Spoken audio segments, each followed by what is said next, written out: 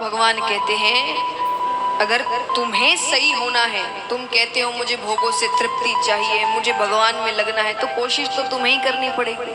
तुम मुझे कह रहे हो आपने दुनिया ऐसी बनाई है वैसी बनाई है, तो एक तुम्हारे लिए मैं दुनिया थोड़ी बदल दूंगा, बदलना तुमको पड़ेगा। तो भगवान कहते हैं अपना नजरिया बदलो, खुद को बदलो। तो भगवान ने कहा कि संसार को भोग की दृष्टि से नहीं, भगवत दृष्टि से देखो। सत्संग आपको यही चीजें सिखाती है।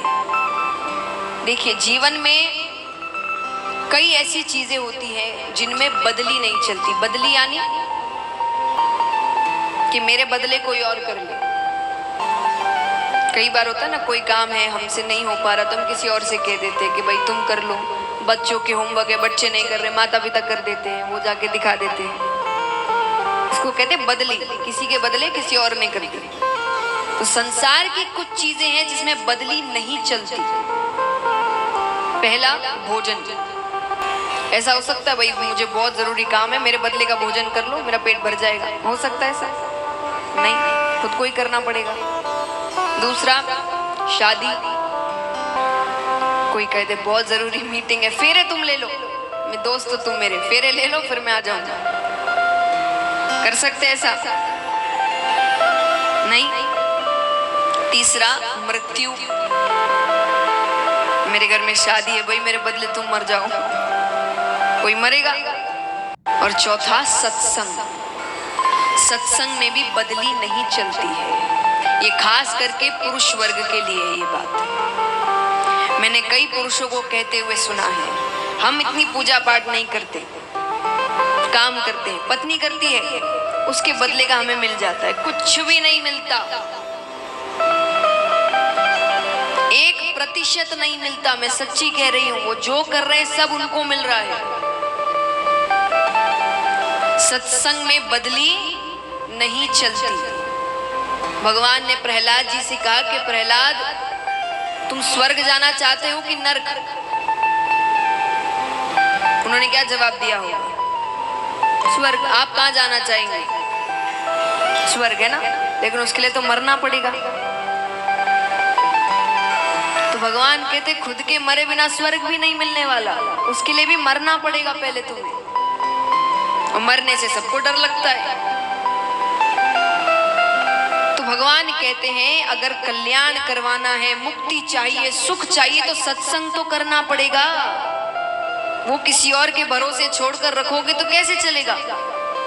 हमने हर चीज को मर्यादा दी है जीवन में, हर चीज को, काम को, रिश्तों को, मनोरंजन तक को हमने मर्यादा दी है। मर्यादा यानी नियम अनुसार कि हफ्ते में संडे का दिन मस्ती का दिन है। तो सोचिए हमने मनोरंजन तक को इतनी मर्यादा दी है कि उसका भी दिन निकाला है। सत्संग को कोई मर्यादा नहीं है। कथा होती है, समय है तो आएंगे, नहीं है तो नहीं आएंगे। पूजा पाठ भी काम के अनुसार, अगर काम नहीं हुआ, समय मिल गया तो कर लिए, नहीं तो पूजा को थोड़ा पोस्टपोन कर सकते हैं, थोड़ी देर बाद कर लेंगे, शाम को कर लेंगे। क्यों? क्योंकि इतना जरूरी नहीं समझा गया इसको। और बच्चे यही देखते हैं। हम क्यों कहते हैं आजकल के बच्चे भगवान को मानते नहीं है? उनको बताया ही नहीं जा रहा कि ये जरूरी है। हर चीज को इतनी मर्यादा दे दी गई है बच्चों के लिए कि भाई ट्यूशन इतने समय जाना है, ये इतने समय करना है, खेल कूद भी जरूरी है, इतने समय खेल कूद के क्लासेस है तुम्हारी। सत्संग के लिए ना उसे खुद को कुछ सिखाया जा रहा है, ना उसके माता पिता उसे ऐसे करते हुए दिख रहे हैं कि नहीं भाई इतना समय हो गया, इतने बजे तो पूजा करनी ही है। तो बच्चा भी देखकर सोचेगा कि जैसे ये सब जरूरी है, ये भी जरूरी है, पर उसको ऐसा कुछ नहीं दिखता। तो उसको लगता है दुनिया में हर चीज जरूरी है, वो इतना जरूरी नहीं है। वो जब काम पड़े तो ही करना, नहीं तो ऐसे ही चलेगा। और फिर हम कहते हैं बच्चे मानते नहीं, बच्चों में संस्कार नहीं है, बच्चे भगवान को नहीं मान रहे। एक बार ट्रेन से एक माँ और बेटी जा रहे थे, छोटी सी बच्ची है, और भी कई लोग हैं, सब बैठे हैं। तो लोगों ने देखा कि वो बच्ची किताब पढ़ रही है, छोटी सी बच्ची किताब पढ़ रही है। बाकी माताओं को बड़ा उन्होंने उसकी उसकी माता से पूछा कि आपने कैसे इसे सिखाया किताब पढ़ना। हमारे बच्चे तो फोन ही नहीं छोड़ते, आईपैड नहीं छोड़ते, दिन भर उसी में लगे रहते हैं और वो किताब पढ़ रही है। हम भी उसे सिखा, बोले हमें पता है आपने सिखाया होगा कि किताब पढ़ना चाहिए, हम भी अपने बच्चों को बोलते हैं, पर वो तो मानते ही नहीं। उस माता ने जवाब दिया, बच्चे सुनते नहीं हैं, बच्चे देखते हैं। मैं उसके सामने दिन भर किताब पढ़ती रहती, इसलिए वो भी किताब पढ़ती। आप कितना ही बोलकर समझा दीजिए ये करो वो करो, लेकिन जब तक आप उन चीजों को अपने जीवन में लागू नहीं करेंगे, बच्चे कुछ नहीं सीखेंगे, क्योंकि वो जो देखते हैं वो ही सीखते हैं, सुनते नहीं है बच्चे। तो भगवान ने कहा कि जैसे सांसारिक चीजों में इतनी तुमने मर्यादा रखी है, सत्संग में भी मर्यादा रखो। अगर इतने बजे पूजा का नियम है तो आंधी तूफान आ जाए, इतने बजे पूजा होगी, कैसे भी हो। फिर देखिए भगवान आपके कामों में कितनी मर्यादा रखेंगे। अगर इतने तारीख पे आपका काम होना है तो उतने तारीख पर हो जाएगा।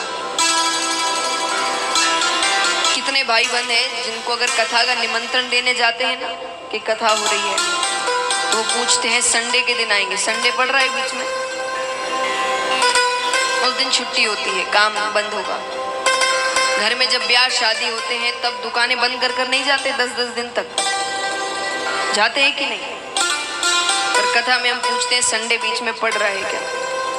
और विचार करिए, ऐसा कभी ना हो भगवान, लेकिन कभी आपके जीवन में कोई संकट आया और आप भगवान के पास दौड़े दौड़े जाते हैं, कि मंदिर जाते हैं, भगवान मेरी रक्षा करिए, भगवान इस संकट को दूर करिए, और भगवान पलट कर आपसे कह दे संडे के दिन आना, उस दिन मेरी छुट्टी रहती है, उस दिन काम करूंगा, अभी समय नहीं है मेरे पास। कैसा लगेगा आपको? अच्छा लगेगा? सोचिए उनको कितना खराब लगता होगा कि मुझे अपने अनुसार समय देते हैं, ये सब, ये खाली है तो भगवान को पूज लेंगे, नहीं है तो छोड़ो। तो भगवान बहुत सी बातें समझाते हैं प्रहलाद जी को, उसके बाद अपने धाम भेज देते हैं। अब दूसरा प्रसंग आता है, ये चर्चा चल रही है नारद जी और युधिष्ठिर जी के बीच में, धर्म की चर्चा चल रही। धर्म क्या है, जिसकी चर्चाएं आजकल काफी होती है, न्यूज इत्यादि में देखते रहते, धर्म क्या है, क्या मानना चाहिए, क्या करना चाहिए। तो धर्म के 30 लक्षण हैं। कितने लक्षण हैं? 30। पर मैं आपको 5 लक्षण बताती हूँ, सबसे महत्वपूर्ण, क्योंकि अगर ये शुरुआती 5 लक्षण आपने नहीं माने तो ऊपरा ऊपरी कार्य करने से कुछ नहीं होने वाला। क्योंकि अगर 5वीं मंजिल पे जाना है तो एक एक कर कर चढ़ना पड़ता है, सीधा 5वीं मंजिल पे नहीं कूद सकते हम, और कूदेंगे तो चोट ही लगेगी। तो धर्म में भी ऐसा ही है, अगर यही 5 लक्षण नहीं माने तो ऊपर ऊपर के लक्षण मानने से कुछ नहीं होने वाला। तो धर्म के 5 महत्वपूर्ण लक्षण कौन से? पहला लक्षण है सत्य, सच की राह पर चलो, जितना हो सके उतना सत्य बोलिए। देखिए, कहने को मैं कह सकती थी कि हर बार सत्य बोलिए, पर मुझे पता यहाँ एक भी व्यक्ति वो मानने वाला नहीं। ऐसी बातें बोलना ही नहीं जो कोई करेगा नहीं, है ना। हम छोटी छोटी बातों पर झूठ बोलते हैं, जहां जरूरत नहीं वहां झूठ बोलते हैं। एक झूठ तो सबका यहाँ पर पक्का होगा, सबका। दिन में कितनी बार बोलते होंगे हम पता नहीं। किसी से मिलने जाना है, कोई समय बांध के रखा है कि इतने बजे मिलना है, और वो व्यक्ति उतने समय वहां पहुंच गया। अब वो आपको फोन कर रहा है, भाई कहाँ पर हो? मैं तो पहुंच गया। और हमारा जवाब क्या होता है, बताइए? हमारा जवाब क्या होता है?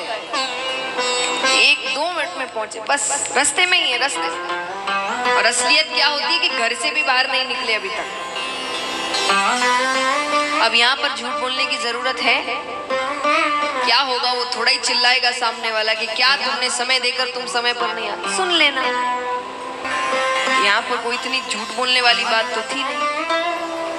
तो जहां जरूरत ना हो वहां मत बोलो। हाँ, किसी झूठ से कोई बहुत बड़ा काम हो रहा है, आपका किसी का भला हो रहा है, परिवार का भला हो रहा है, तो वो झूठ शायद भगवान माफ भी कर दे। लेकिन छोटी छोटी बातों पर बिना मतलब के झूठ ना बोले। तो पहला लक्षण है सत्य। दूसरा लक्षण है दया, जो बिल्कुल नहीं है, बिल्कुल भी नहीं है। हमारे सामने आजकल रास्ते में गलत कार्य होते और हम कुछ नहीं कहते, चुपचाप खड़े हैं, चले जाते हैं मुड़कर। चलिए, कई पहले तो मुड़कर भी जाते थे तो उसका तर्क देते थे कि भाई हम तो इतने दयालु हैं कि हमसे देखा ही नहीं जाता वो होते हुए।